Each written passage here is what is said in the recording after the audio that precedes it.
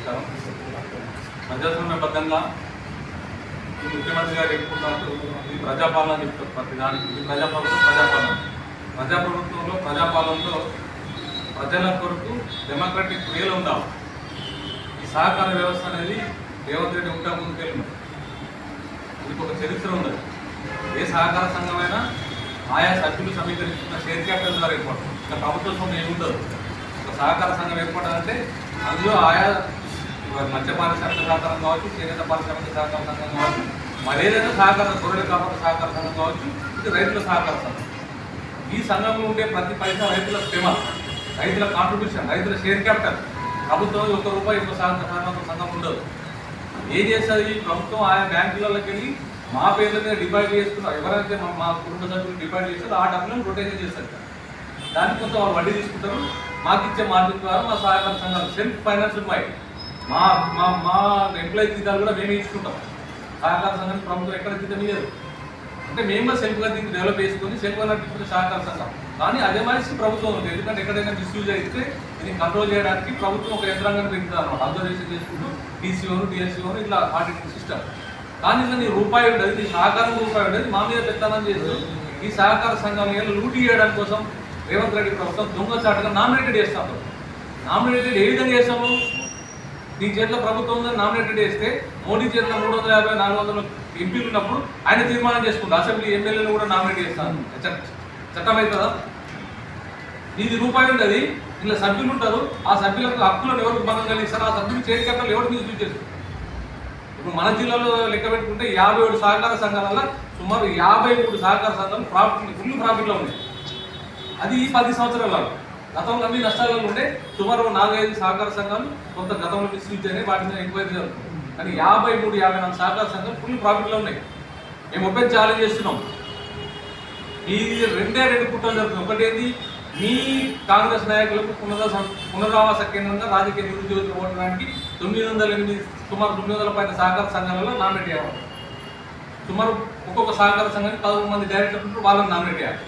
KDCC nominate చేసుకోవాలి, DCMS nominate చేయాలి, TESCAB nominate చేయాలి. టెస్కాప్ రాష్ట్ర సహకార ఆర్థిక వ్యవస్థ ఏదైతే సహకార సంఘాల బ్యాంక్ ఉంటుందో దాని ద్వారా పెద్ద కుట్ర జరుగుతుంది. ఇది అంతర్లీనంగా ఉన్న ఇక కుట్ర ఏంటంటే రేవంత్ రెడ్డి ఒకంగా చెప్పిందా మమ్మల్ని చెప్పులు దొంగలే ఎవరు నమ్ముతలేరని. టెస్ట్ క్లాబ్లో ఉన్న ₹1,000 కోట్ల అప్పులు తీసుకోవడానికి పక్కదారి పట్టించుకొని నామినేట్ చేసుకుని టెస్ట్ క్లాబ్ కూడా నామినేట్ చేస్తారు కదా, సంతకం పెట్టేస్తారు తీసుకొని. మీరు ఒక్కడికి గమనించండి విలేకరులు, లాస్ట్ 1 yearగా ఒక్క రైతు కూడా క్రాప్ లోన్ ఇవ్వలేదు.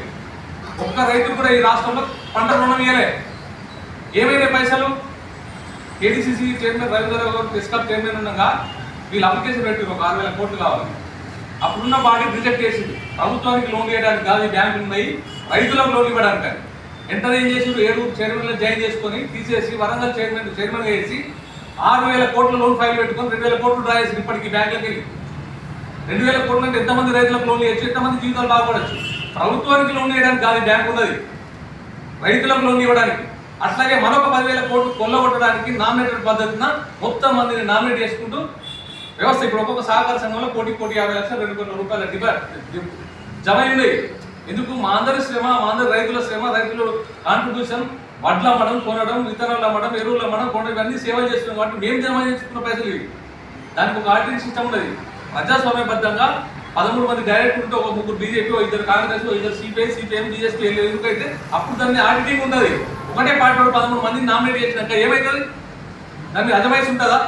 నామినేటెడ్ పోస్టు, ఓటు లేదు, సీటు లేదు, వాడికి వచ్చిన సీటు ఫటాఫట్ సంతకాలు పెడతాడు, చెక్ పవర్ ఉంటుంది చైర్మన్కు. రా చేసి పారేస్తారు, 5 కోట్లు 2 కోట్లు ఉన్నాయి, డ్యూటీ చేసి పారేస్తారు, కోర్టు కేసు కోర్టు పోతాడు 2 కేసు. ఏమైతే వ్యవస్థ? ఈ జిల్లాలో ఉన్న ఎమ్మెల్యేలకు మంత్రులకు డిమాండ్ చేస్తున్నాం, టార్గెట్ పెడుతున్నాం. మీ దగ్గర దమ్ము ఉంటే లిస్ట్ అవుట్ చేయండి. మొత్తం 57 సహకార సంఘాలలో ఇప్పుడేం ప్రాఫిట్ ఉన్నాయి, మీరు పెట్టిన చైర్మన్ తర్వాత వాళ్ళు దిగిపోయేటప్పుడు ఏమవుతాయి? మీరు చట్టబద్ధంగా మీరు నేరస్తులు అవుతారు. ఇన్ని ₹1,000 కోట్ల జమ చేసి పెట్టింది మీరు లూటీ చేయడానికి కోసం కాదు. ఎంతో కష్టపడితే. కానీ నేను చెప్తున్నా, నా సొసైటీ నేను రాకముందు మరి 10,000, 16,000 రూపాయల బ్యాలెన్స్ ఉన్న సొసైటీ ఇలా ₹1,50,00,000 స్థిరాస్తులు సంపాదించిన ఎంతో కష్టపడ్డాం. మాకు కలపడం నీళ్ళతో నీకు దగ్గర కాకుండా నువ్వు నిజాయితీ సేవ చేస్తే ఎన్నికలకోవయా? ఎన్నికలకు దమ్ము లేక అడ్డదారులు వస్తున్నావా? మీ ఎమ్మెల్యేలు రమ్మని పెట్టుకోమని చూస్తాం, గెలమని. హామీ కాకపోతే నీ వాళ్ళు గెలుస్తారు కావచ్చు, గెలితే చేయి కదా. గెలిచే ఆస్కారం నీకున్నప్పుడు ఎందుకు దొడ్డిగా వస్తావు? ఎందుకు అడ్డదారుల చట్టాలు చేసుకుంటావు? నువ్వు మంచి రైతులుగా రైతు ప్రభుత్వం ప్రజాపాలన అంటున్నావు కదా, ఎందుకు నామినేట్ చేసుకోవాలి? ఎలక్షన్లకు రావాలి దమ్ముంటే. నిజంగానే కాంగ్రెస్ వాళ్ళు ఆడవాళ్ళు మొగలు గారు లెక్క ప్రవర్తిస్తున్నారు. అరే ప్రజాస్వామ్యాన్ని కూలి చేసి మీరు ఎట్లా నామినేట్ చేస్తారండి? దీనికి ఒక చట్టం ఉంది, మేము కూడా కోర్టులో వెళ్తాం, ఓట్లు ఏం చేస్తారో చూద్దాం. కానీ మీరు చేసే మాత్రం మీకే మీ బొంద మీరు కొట్టుకున్నట్టు. ఎందుకంటే మీరందరినీ నామినేట్ చేసిన ఏ ఒక్కరు సత్యపురుషులు కాదు, సత్యహరిచంద్రులు కాదు. చెక్ పవర్ వచ్చినాక మీ వాళ్ళు ఆగేటోళ్ళ ఇంత సీఎంఆర్ఎఫ్లు కళ్యాణ లక్ష్మిలకే పైసలు తీసుకుంటారు మీ వాళ్ళు ఇండ్లకు. దానిలో చెక్ పవర్ ఉన్నాక మీ వాళ్ళు అవుతారా? తెల్లారి రాజేస్తారు మీరు చూసుకొని నామినేట్ అయ్యాక 2 నెలలకు మీరు ఎన్ని సొసైటీలలో పైసలు రాయేస్తారు. ఓపెన్ చెప్తున్నా, ఆపే దమ్ము మీ ఎమ్మెల్యేలకు ఉందా, మీ మంత్రులకు ఉందా? 6 నెలలకు ఒకసారి ఇదే ప్రెస్ మీట్లో పెట్టి చూపించండి మీరు చేసిన వ్యవస్థ ఏంది, మీరు ఎందుకు డబ్బులు రాయేస్తున్నారు, ఏం చేస్తారని. మొత్తానికి రాష్ట్రంలో ఉన్న నాయకులు కొలగొట్టున్నారు, సొసైటీలను గ్రామాలలో ఉన్న నాయకులు కొలగొట్టడానికి వరకు మాత్రమే ఈ విధానం తీసుకొస్తున్నారు. దీన్ని ఖండిస్తున్నాం. ఖచ్చితంగా ప్రజాస్వామ్యబద్ధంగా ఎన్నికలు జరగాల్సిందే. ఆల్ పార్టీస్ పార్టిసిపేట్ అవుతారు, ఆల్ పార్టీస్ మెంబర్స్ చేస్తారు. ఒక డైరెక్టర్ బీజేపీ వెళ్తారు, ఒక డైరెక్టర్ టీఆర్ఎస్ వెళ్తారు. మీరే 10 గెలవచ్చు. వైనాట్ ఆ ఒక్క డైరెక్టర్ అంటే ప్రశ్నిస్తాడు కదా. 11 మందిని నువ్వు నామినేట్ చేసినా ఎవరు ప్రశ్నించాలి, ఎవరు తినాలి? రైతులందరినీ సమీకరిస్తాం. ఖచ్చితంగా ఈ రాష్ట్ర ప్రభుత్వం మీద పోరాటం చేస్తాం, న్యాయపరంగా చేస్తాం, సిద్ధాంతపరంగా చేస్తాం. రైతులకు ₹1 నష్టం జరిగిన వదిలిపెట్టే సమస్య లేదు. మీరు వడ్లు కొనుగోలు చేయడం ఇప్పటికి సాధారణలేదు. మీకు ఇప్పటికీ కాలాల మీద 90-96 సంఖ్య పోతారు. ఖాళీ జాగలేదు పోతామంటే ఇప్పటికి మీటింగ్ పెట్టిన వాళ్ళు లేరు. వాటి ఎట్లా కొనాలి, సంచులేని కావాలి, ఎన్ని ట్రాన్స్పోర్ట్ అవసరం, ఎవరితో ఎవరు మీటింగ్ పెట్టరు. ఫాల్తు నిర్ణయాలు, ఫాల్తు గవర్నమెంట్. మరొకసారి జిల్లా మంత్రికి, జిల్లా ఎమ్మెల్యేకి టార్గెట్ పెడుతున్నాం. మీ దగ్గర దమ్ముంటే శ్వేతపత్రం 51 సహకార సంఘాలు ప్రజల గజెట్ ఏముంది, మీరు నామినేట్ చేసిన చేస్తారు కావచ్చు, నామినేట్ చేసిన నాయకులు 2 ఏళ్ల తర్వాత ఏముందో పెట్టారు. అప్పుడు మీరు నెక్స్ట్ ఎలక్షన్కి వస్తారు, అసెంబ్లీ మీకు తెలుస్తుంది. వీళ్ళు వేసే ఆడాలకు మీరు తుక్కు నష్టపోతారు. మీరు రైతుల అసెంబ్లీలో దేకరోడిగా ఇప్పటికే మిమ్మల్ని పూర్తిగా చీకొడుతున్నారు. సహకార సంఘాలను నామినేట్ చేస్తే మీ వరకు ఒక పోస్ట్ వస్తున్నప్పుడు మీ ఓడి చేసే ఆఘాతం వల్ల మీరు ఇంకా నష్టపోతుంది తప్ప లాభపడేది ఏముండదు. ఎందుకంటే నిజాయితీగా నిబద్ధతతో పనిచేసే నాయకులు ఉన్నప్పుడే ప్రభుత్వానికైనా నాయకుడికైనా పేరు వస్తుంది. నామినేట్ చేసుకుందాం, నామినేట్ చేసినాక నీ కంట్రోల్ ఎందుకుంటాడు, వాళ్ళ కంట్రోల్ ఎందుకుంటాడు. అట్లాగే టెస్ట్ క్లబ్లు ఉన్న ఇప్పటికి 2000 కోట్లు డ్రా చేసింది. టెస్ట్ క్లబ్కి వెళ్ళి స్టేట్ గవర్నమెంట్ లోన్ పేరు 6000 కోట్లు లోన్ పెట్టి 2000 కోట్లు డ్రా చేసింది. దాని మీద ఖచ్చితంగా వివరణ ఇవ్వాలి.